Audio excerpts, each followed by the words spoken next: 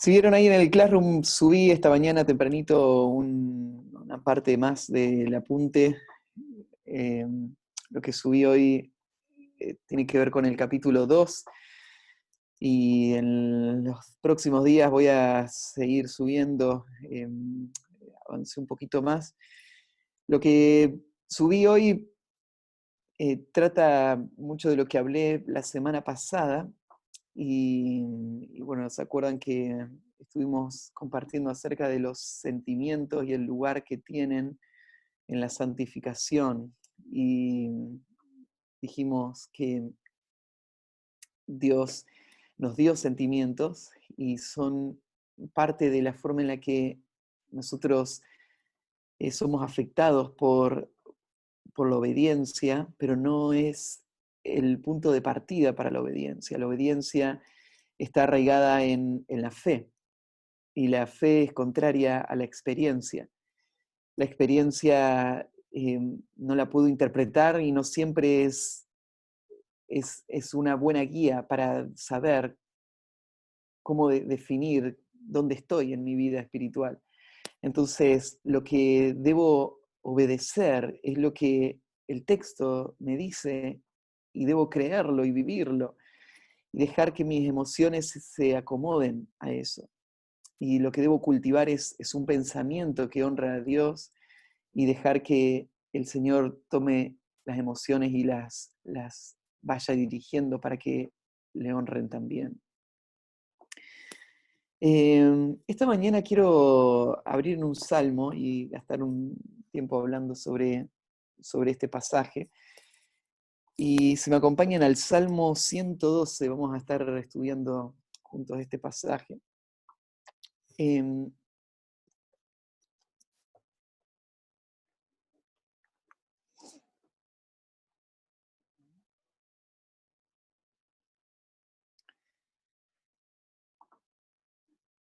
Bueno, en todo lo que hemos dicho hasta ahora, hemos estado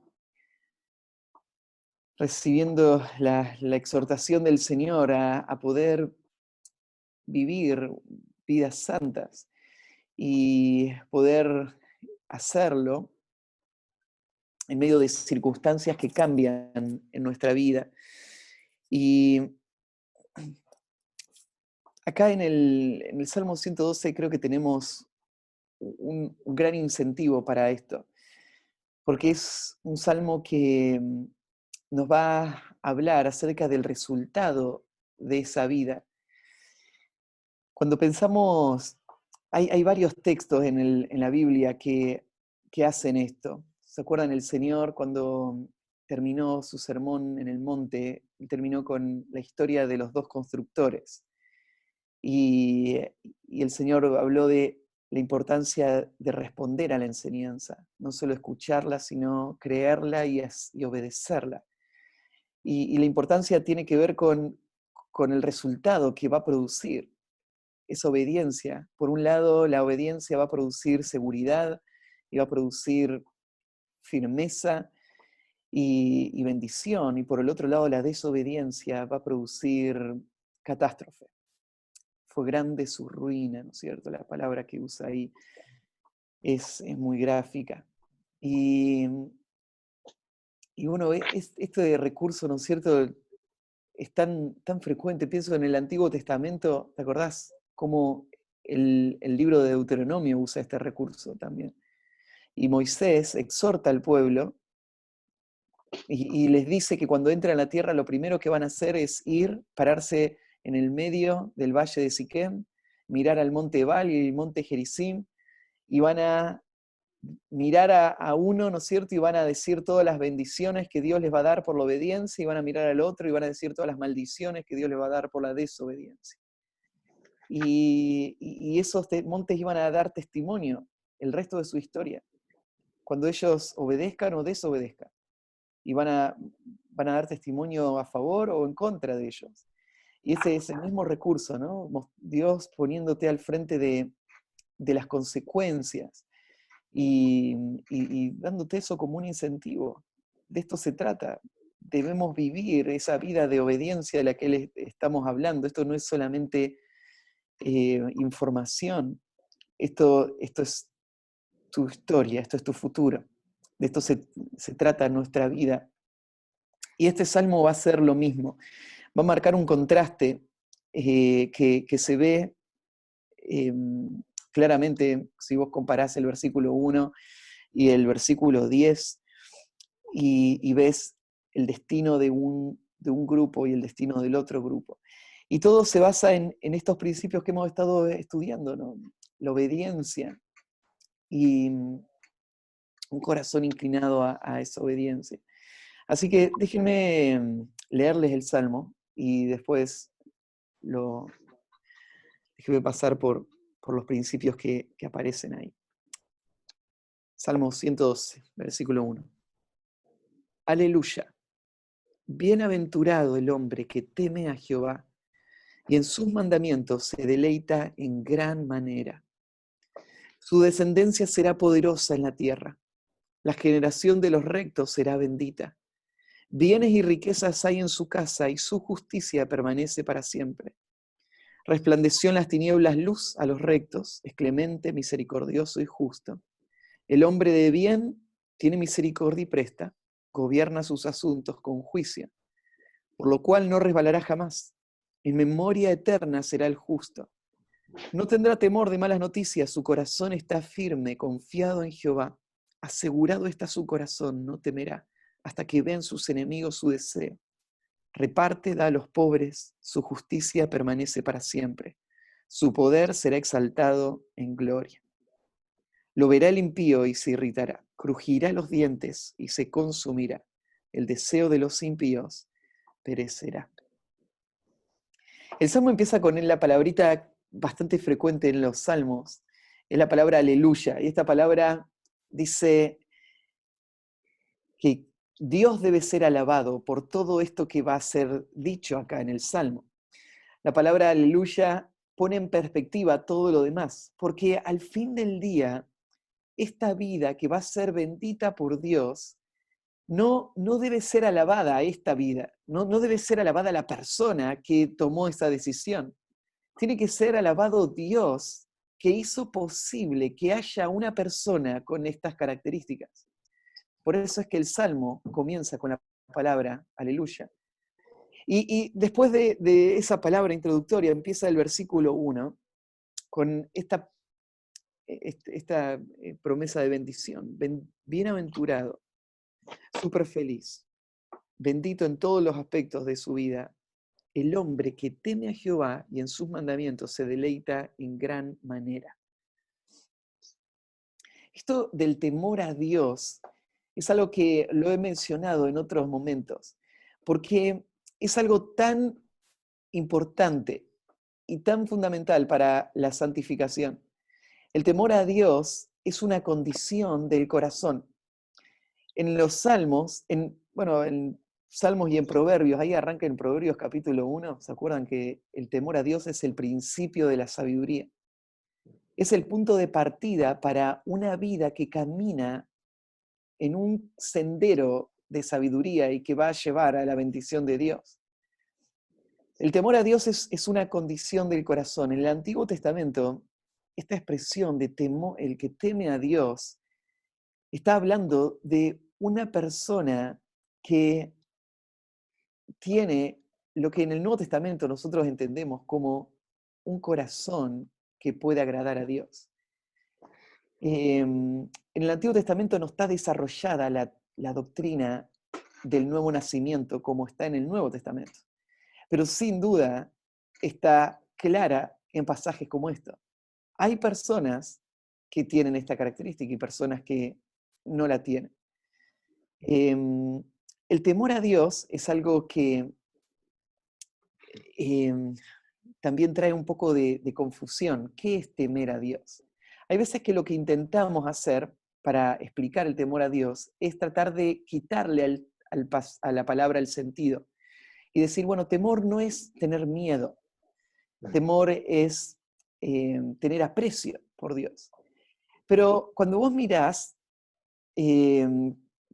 por ejemplo, ahí en Éxodo capítulo 12, perdón, Éxodo capítulo 20, No, cuando está bravo. la historia de Israel frente al monte Sinaí, te das cuenta de que temor es más que aprecio. Temor incluye miedo. Ahí Moisés, bueno, después que Dios le da los 10 mandamientos, el monte estaba temblando, había humo que salía del monte, había un sonido de trompeta que se escuchaba, y todo eso, ¿no es cierto?, hizo que el pueblo, después que escuchara los 10 mandamientos, salga corriendo de la presencia de Dios y se escondiera entre las rocas. Y Moisés fue atrás del pueblo y les dijo, no, no teman, porque Dios hizo esto para que su temor esté delante de ustedes, para que no pequen. Y Moisés le dice a Israel que todas estas señales Dios las hizo para que el temor de Dios esté sobre ellos. ¿Y qué significa temor? Bueno, hay una verdad, no puede haber temor si no hay una concepción correcta de quién Dios es. Mientras yo no vea a Dios en su grandeza, yo no puedo responder apropiadamente frente a Él. Y el pueblo de Dios había estado acostumbrado a la idolatría. Por siglos había vivido en medio de la idolatría en Egipto. Así que necesitaba ver quién es su Dios. Ahora, cuando ven a Dios y ven la grandeza de Dios, ellos sienten temor. Y ese temor, en parte, fue eh, estimulado por Dios por todo esto. Por el monte que temblaba, por el humo que salía, por la bocina, que no eran necesarias. Dios no tiene que aparecer así, pero apareció así para que Israel pueda percibir algo de lo terrible que es la presencia de Dios. Y entender, ¿no es cierto?, la distancia que tiene que haber entre ellos y Dios. Y entender que nadie puede subir al monte sin morir por la presencia de Dios. Entender lo santo que Dios es. Todo esto ellos tenían que entender. Así que temor tiene este aspecto. Tiene este aspecto de ver a Dios tan grande y verme a mí tan pequeño que tiemble delante de Él. Ahora, en la forma práctica, el temor a Dios lo vivo de dos maneras. Un creyente, ¿cómo lo siente? ¿Cómo lo percibe? Lo podríamos pensar en dos caminos. Por un lado, temer a Dios tiene que ver con no querer ofender a Dios. Temer a Dios tiene que ver con saber lo que Dios demanda y no querer ofenderlo. ¿Por qué? Bueno, porque sé las consecuencias que van a venir. La falta de temor a Dios es la muestra de un corazón ingenuo que no entiende la gravedad de su pecado.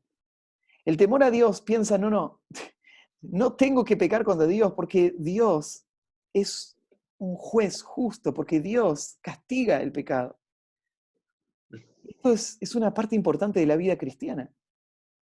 Una parte de la vida cristiana es entender lo grave que sería pecar contra Dios y todas las consecuencias que vendrían. Pero hay otra parte del temor, que es la parte de el afecto por Dios, que hace que yo quiera hacer lo que le agrada a Él. Temer a Dios, en parte, significa querer saber qué es lo que a Él le gusta y querer hacerlo simplemente porque a Él le gusta, simplemente porque Él así lo prefiere, simplemente porque Él lo quiere de esa manera. Agradar a Dios es parte de esta actitud de temor reverente a Él, es querer agradarle. Y estar pensando constantemente en agradar a Dios como la prioridad de mi vida. Como Pablo le dice a los tesalonicenses, que ahora que saben cómo agradar a Dios, que procuren hacerlo más y más. Saber lo que es agradable a Dios te tiene que llevar a querer hacer eso que a Dios le agrada más y más, simplemente porque a Él le agrada hacer. Que lo hagas así. Entonces, acá arranca el salmista. Es súper feliz la persona que vive su vida de esta manera. Con esta sensación, este deseo, este propósito de agradar a Dios constantemente y de no ofender a Dios. Lo otro que dice, y en sus mandamientos se deleita en gran manera. De esto hemos estado hablando mucho, ¿no? Los mandamientos de Dios. Ahora, el mandamiento y el deleite no son dos cosas opuestas. La semana pasada hablábamos y decíamos, miren, los sentimientos no deben dirigir nuestra vida. Vos no te dejás llevar por lo que sentís y haces de eso tu fuente de autoridad y la verdad que dice quién sos y lo que debes hacer. Vos seguís lo que el Señor te dice. Pero a la vez tenés que entender que los mandamientos del Señor no están separados de nuestros deseos y nuestros sentimientos. Cuando el Señor nos salvó, cuando fuimos transformados, Él transformó todo nuestro ser. Él nos hizo nuevas criaturas. Como nuevas criaturas, hay un conflicto de deseo ahora dentro nuestro. Adentro de nuestro corazón está el deseo del viejo hombre, el deseo de la carne, el deseo del pecado que mora en mí, que aparece, ¿no es cierto?, en todos esos textos. Pero ahora hay un nuevo deseo. Es el deseo del Espíritu. Es el deseo del nuevo hombre que fue transformado por Dios, que está ahí. Ese nuevo deseo es mi identidad. Eso es quién soy yo. Eso es la persona que Dios creó en mí. Ese es el Matías que va a vivir por toda la eternidad. Es el que fue salvado y es donde están esos deseos. Pero esos deseos son confundidos. Son confundidos por otros deseos. Los deseos del viejo hombre que está en mí. Entonces la lucha en gran medida tiene que ver con identificar esos deseos y afirmar los deseos que son verdaderos. Y los deseos que son verdaderos no los puedo identificar de otra manera que a través de los mandamientos de Dios. Yo sé que por ser un hijo de Dios, esto es lo que amo, aunque ahora no lo siento. Ahora, el salmista, mira lo que dice: bienaventurado el hombre que teme a Jehová y en sus mandamientos se deleita en gran manera. Porque una persona disfrutaría de leyes y órdenes y reglas y principios por los cuales vivir. Bueno, se deleita solamente la persona que entiende que esos mandamientos son los mandamientos que vienen del carácter de Dios, que reflejan la voluntad de Dios, al Dios al que Él quiere agradar, lo que hablábamos recién, y que son los mandamientos que van a guiarle en una vida que va a agradar a Dios y que va a traer bendición a su vida. Entonces, es lo que dice Deuteronomio, ¿no? Hay dos caminos. Está el camino de la bendición y el camino de la maldición. El camino de la bendición es el camino de los mandamientos de Dios. Y por eso el salmista dice esto: él se deleita en esos mandamientos. Así que acá está el hombre bienaventurado. Lo próximo que va a decir el Salmo es todas las formas en las que él va a ser bienaventurado. Cuando una persona tiene esto, cuando una persona vive en temor reverente a Dios y vive de acuerdo a la ley de Dios, entonces este va a ser el resultado. Su descendencia, mira acá para poner la lista, su descendencia será poderosa en la tierra, la generación de los rectos será bendita. Cuando alguien en el mundo antiguo pensaba en sus bendiciones, este estaba en la cabecera.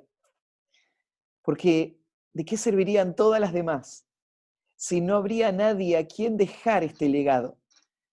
Como pensaba Abraham, ¿no es cierto? Si tengo todo en esta vida, pero no puedo dejárselo a mi hijo, porque lo único que me va a heredar va a ser este siervo. ¿De qué sirve todo lo que tengo?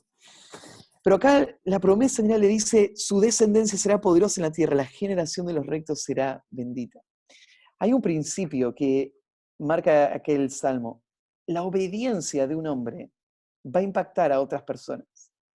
La obediencia de un hombre va a traer un resultado en las generaciones que van a seguir a este hombre.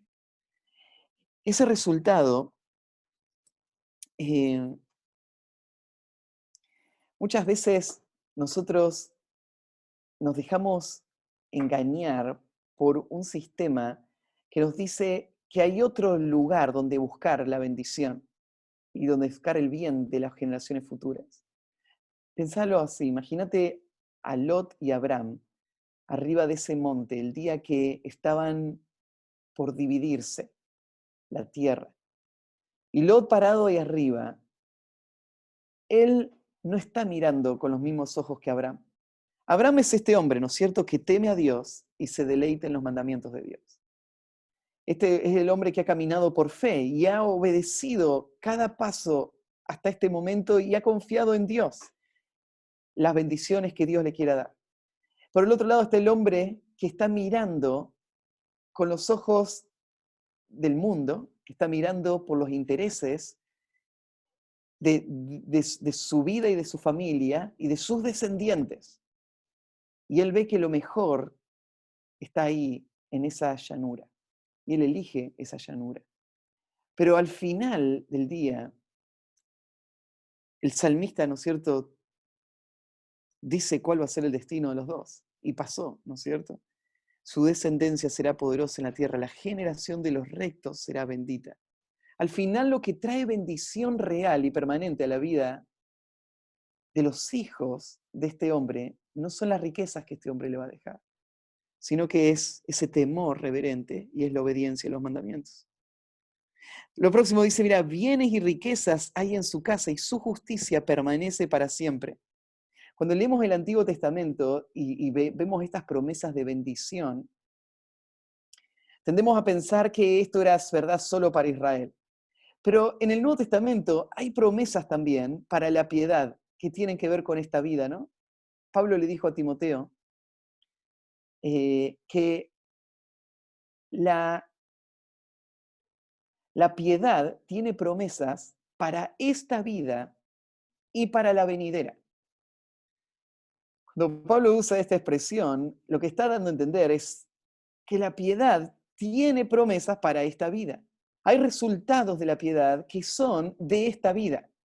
¿Y cuáles son los resultados de la piedad de esta vida? Bueno, es que si vos lees todos los proverbios, el camino de la sabiduría naturalmente va a producir bendición, va a producir prosperidad. Y acá cuando señala, ¿no es cierto?, y dice bienes y riqueza, está hablando acerca de eso. Está hablando acerca de las posesiones, está hablando de los bienes de esta vida. Y claro que Dios tiene propósitos para cada uno de nosotros. Y Dios puede hacer que nuestra vida tenga los recursos que Él quiera tener, pero acá hay una promesa, la obediencia a Dios tiene que ver con cómo mi vida económica va a seguir, con cómo mi vida física y material va a seguir. En el próximo versículo 4, mira, resplandeció en las tinieblas luz a los rectos, es clemente, misericordioso y justo. Mirá, acá hay otra expresión. ¿Qué puede esperar una persona que teme a Dios y le obedece a sus mandamientos? Bueno, va a esperar que su descendencia va a recibir bendición, va a esperar, ¿no es cierto?, que Dios va a obrar en este mundo y en esta vida a favor suyo. Y mira esto, va a esperar que cuando haya tinieblas, surja luz en medio de las tinieblas. Es interesante, ¿no es cierto?, que no dice que no hay tinieblas, habla de tinieblas, pero que en medio de las tinieblas hay luz, resplandece luz para esta persona. Y esta persona va a enfrentar las dificultades de la vida tal como los demás. Van a venir pruebas y momentos oscuros y muchas veces aún más que los demás. Pero el hombre que teme a Jehová y se deleita en sus mandamientos va a ser un hombre que va a ver la luz en medio de esos momentos. Y bueno, el versículo 5, el hombre de bien tiene misericordia y presta, gobierna sus asuntos con juicio, por lo cual no resbalará jamás, en memoria eterna será el justo. Fíjate, este hombre tiene una actitud hacia la vida y hacia los bienes de generosidad.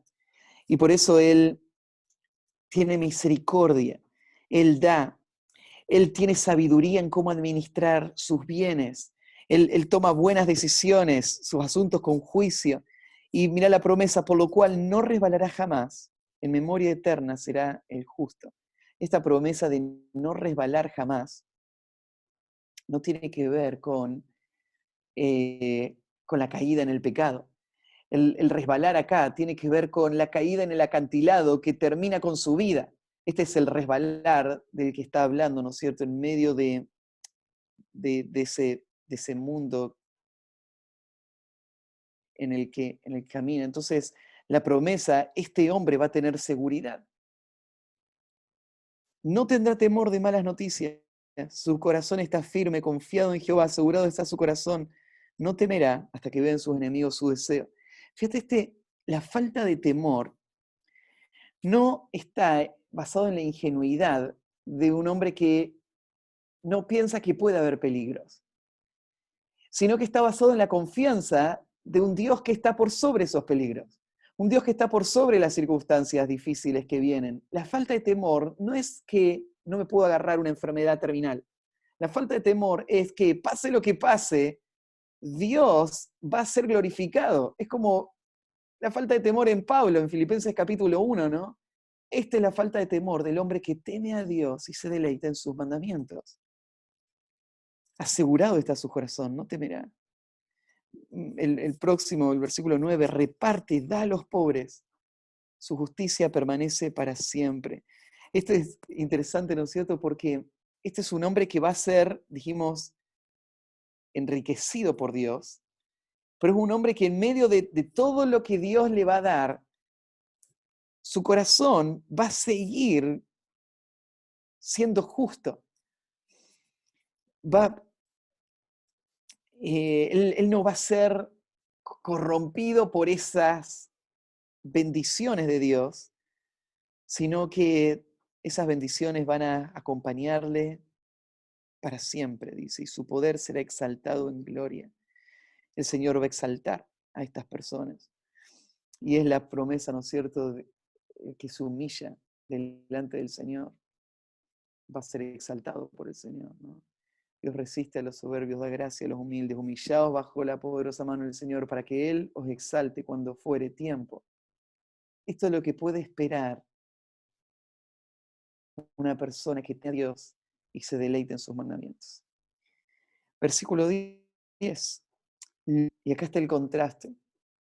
Lo verá el impío y se irritará, crujirá los dientes y se consumirá el de los impíos, perecerá. Bueno, si esto es esta persona, ¿a quién se refiere el impío acá? Bueno, el impío esto lo está contrastando con el versículo 1. Sería la persona que no teme a Dios, la persona que no se deleita en sus mandamientos. A esta persona acá se la describe como impía. La persona impía acá no se está refiriendo a el peor de los pecadores. Se está refiriendo a cualquier persona que vive para sí y no para agradar a Dios. Se está refiriendo a cualquier persona que es indiferente a la ley de Dios y que se recrea en lo que Dios llama pecado. Se está refiriendo a la persona, ¿no es cierto?, que los mandamientos de Dios son un estorbo a sus intereses o a su placer y no son el camino a la libertad de su pecado. Este es el impío, por naturaleza, ¿no? Y este impío solo va a poder ver de lejos las bendiciones que Dios vuelca solamente sobre sus hijos. Y cuando los vea, se va a irritar. Lleno de celos y envidia, cargado, ¿no es cierto?, por sus pecados, esta persona solo puede reaccionar en contra de el justo. Y la segunda parte, crujirá los dientes y se consumirá. Esta promesa, ¿no es cierto?, de lo que pasa con el impío, es tomada por el Señor en los evangelios, cuando usa esta figura, ¿no es cierto?, el crujir de dientes en sus historias, en sus parábolas, para hablar del destino de los impíos. Cuando son echados fuera las tinieblas de afuera, donde va a ser el llanto y el crujir de dientes. Ahí el crujir de dientes se refiere a un estado de condena y de perdición, donde el dolor hace, ¿no es cierto?, que todo se contraiga y los dientes crujen y se consumen. Y lo más tremendo, ¿no es cierto?, es el versículo 10, como termina: el deseo de los impíos perecerá. El deseo de los impíos perecerá. O sea, el impío tiene muchos sueños en su corazón, muchos deseos. Estos deseos no tienen la gloria de Dios como fin, ni tienen la ley de Dios como prioridad. Estos deseos alimentan su propio ego, ¿no es cierto?, y sus propios placeres mundanos. Y él los desea, y él se consume en medio de esos deseos. Pero esos deseos nunca van a concretar nada permanente. Van a perecer. Tal vez aparezcan por un momento, pero van a desaparecer. Así que al final del día, la vida no se trata de perseguir tus sueños. La vida no se trata de buscar las metas que vos considerás nobles o loables. La vida se trata de un principio muy, muy sencillo. Es con el que Salomón cierra todo el libro de Eclesiastés, ¿no es cierto? Teme a Dios y guarda sus mandamientos, porque esto es el todo del hombre. Esto es todo. Todo en la vida se resume en este solo principio. Y como dije al principio de la predicación, todo este salmo está bajo este encabezado. Aleluya. Y este encabezado está ahí para recordarnos algo. Cuando esta vida termine y nosotros miremos para atrás y veamos todas esas bendiciones en nuestra vida, ni siquiera vamos a poder decir, todo esto fue así porque yo temía a Dios y yo le obedecí. Porque lo que vamos a tener que decir es, gloria a Dios, alabado sea el Señor por la forma en la que Él obró. Y todo esto fue real en mi vida. No hay ningún mérito. No hay ningún mérito por nuestra obediencia. No hay ningún mérito por nuestro temor a Él. No hay ningún mérito por todo el resultado que eso trajo en nuestra vida. Toda la gloria va a ser para el Señor. Alabado sea el Señor por la forma en la que Él bendice a los que le temen y se deleitan en sus mandamientos. Oramos, Padre, gracias por tu palabra y este recordatorio, una vez más, Señor, de lo que se trata la vida. Señor, las luces de este mundo nos distraen y quieren cautivar nuestro corazón para que vayamos atrás de la vanidad y nos olvidemos del sentido, el único sentido real que tiene esta vida, la única fuente de toda bendición presente y eterna, de toda seguridad. Y es, Señor, que tú seas nuestro fin, nuestro temor, nuestro anhelo, que tu verdad y tu ley sea la que nos dirija en cada momento. Y, Señor, ayúdanos a creer en tus promesas y a creer, Señor, que esto es lo que va a producir, aunque ahora no lo veamos, Señor, aunque nuestra lógica humana nos cambie la historia. Ayúdanos, Señor, a creerte a ti.